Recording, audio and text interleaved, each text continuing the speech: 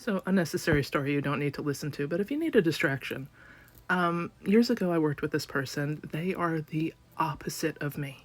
They love structure, and I am just like, we're gonna be creative. I mean, we didn't hate each other, but like, we are two very different people. And then we were sent on one of those corporate retreats, and like, it was just all so many creepy dudes that like we huddled together for protection, and we actually bonded and became friends. And like, it really was actually kind of the point of the retreat was learn how to work with your coworkers. Like, we did, but like, anyway, it ended up being good, and years later, I am still friendly with her. And what I liked about working about her is like, she would spot the things that I wouldn't think to look at, and I would spot the things that she wouldn't think to look at. And I like that because when you're gonna go to somebody and like, hey, can you check my work?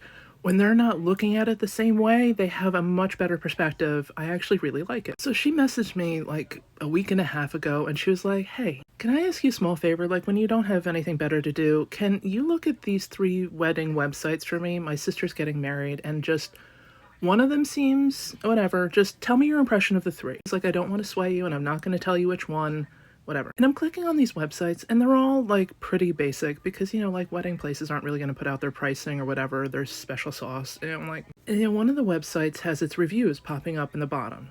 Google review Amy T, Google review Joe T, Google review Allison T. And there's this big ass photo of this wedding, like arranger, the professional wedding or whatever the hell she's called. And her last name was T something or other. And I was like, now, either she only works with couples with the last name T, or something ain't right. And look, I know most websites have fake reviews on them. Best product of the year, says Bobby D.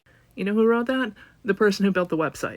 Ask me how I know. I was once a struggling college kid too, and I built many a website that spoke gloriously of a lot of things that were craptastic. This is why you check references. So anyway, I looked at the other 2 websites, and they're pretty much standard. One's almost like a brand new company, which I assumed was the cheapest. There was obviously like the super luxe one, and this was like middle of the road. But I was like, it was something about those reviews that was like, because like standard website templates are standard website templates, and once you've seen a few of them, you can spot them. I'm not being judgy, but when you work in marketing, like, you spot stock photography on buses all the time. You can tell exactly which provider came with that stock photography. Anyhow, so I sent her back my notes. I was like, this one seems a little bit too small. Plus, it looks like her website's about to expire. So, like, she's working on a shoestring.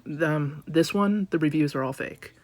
And while they're on Google, it looks like every one of her family members within 3 months left to review. I find this website to be completely sus. Like, if she's supposed to be established, if she's supposed to have these weddings, I was like, if it was me, the middle one, I would Google image search a few. I'm thinking she stole some wedding photos.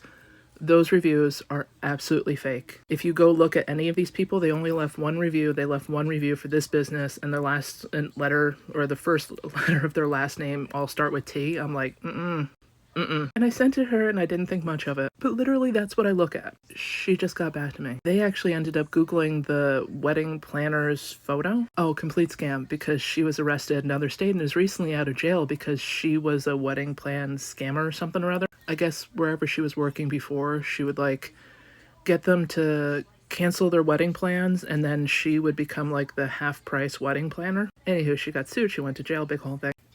She has, as far as anybody can tell, never run a wedding in this state, because they started calling some of these venues like, oh, did you work with, She's like, do you know that we all looked at the website and not one of us thought to look at, like, the last... I was like, yeah, this is just a moral of a story, is the reviews on websites, even Google reviews are either left by extraordinarily happy people, extraordinarily pissed off people, bots, or, like, family members that are trying to help. If the wording is similar, they all seem to say, like, excellent! Especially when it comes down to something like a wedding where you're about to put down significant money. Double check. Call a venue, ask to speak to somebody who has had a wedding, then call the venue and see if, like, that was the wedding planner. Like, on the down low, not to catch them, but scammers are gonna scam. But most online reviews are absolute lies and bullshit. Just know that. Know that in your heart. And then read them thoroughly. Like, here's a tip. On Glassdoor, the best review on almost any Glassdoor for any company is written by somebody in HR. I would bet money on it, solid money. Especially if the review of the company talks about all the HR perks. We have 2 weeks of maternity leave. Not one employee actually